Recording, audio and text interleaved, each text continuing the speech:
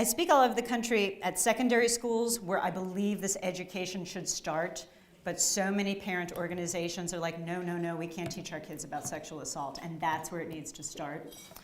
I speak at colleges and universities. I speak to college and professional sports teams, law enforcement agencies, law firms, and civic groups. But never is the impact so great as when I meet those of you who are on the front lines, doing this type of work, assisting the victims, manning the hotlines, running Elizabeth House, providing on-site emergency response at the courtroom, in the hospitals, and with police, and partnering with WestCon to create such a comprehensive program that checks all of the boxes. So thank you for having me. And you do this for people of all ages, relying on donors for more than half of the funds to keep it going. You are a model for other communities, so please give yourselves a round of applause.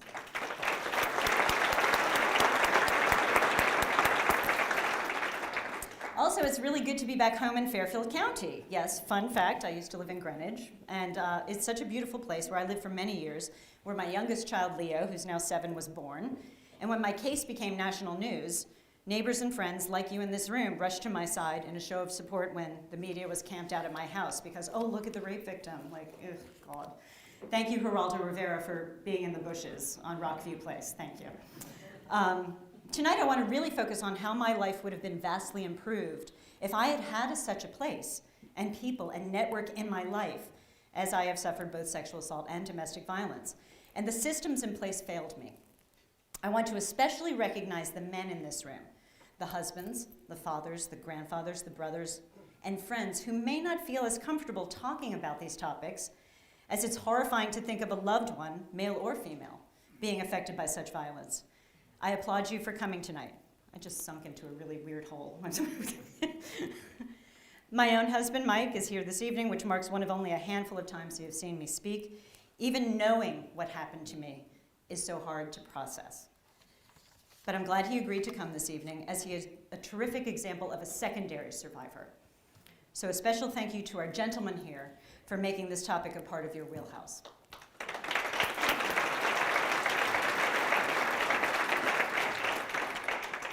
Before I briefly tell my story of surviving both gang rape and domestic violence, I want you to know that as I was preparing for this night, and I literally finished writing it today at 1 p.m., okay, so this is not just some speech I trot out, I thought a lot about how popular culture has been extraordinarily focused on the issues of sexual assault and domestic violence lately.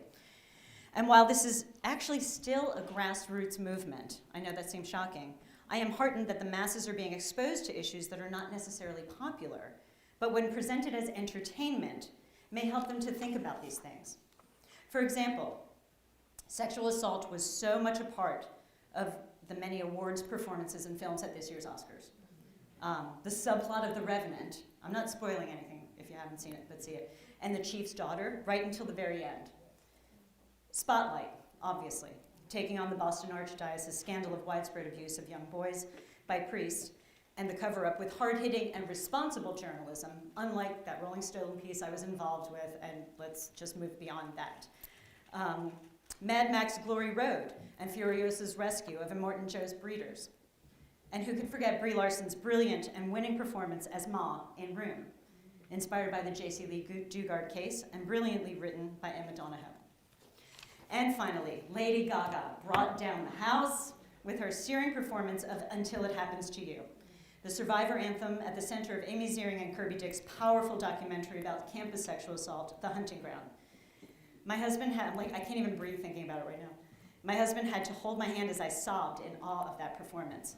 And I saw many of my friends out there on that stage that night, joining Gaga and bearing witness to their bravery written right on their arms. I knew we were reaching a watershed moment if Hollywood was taking chances on these scripts and on these performances.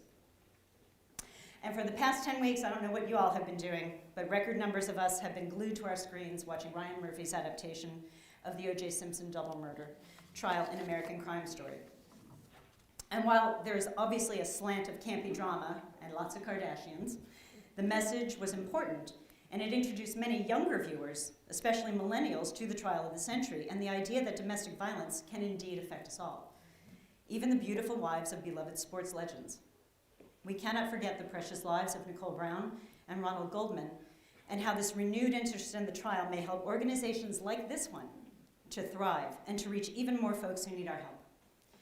There's a conversation between Nicole Brown and the police, as Simpson is yet again attacking her when she says with equal parts fear and resignation, "You've come up here 8 times, and you never do anything about it." And during closing arguments, prosecutor Chris Darden looks at the Simpson jury, points at OJ, and says, "He was a hell of a good football player, but he's still a murderer." The victims are often silenced or disbelieved, and the perpetrators are often protected.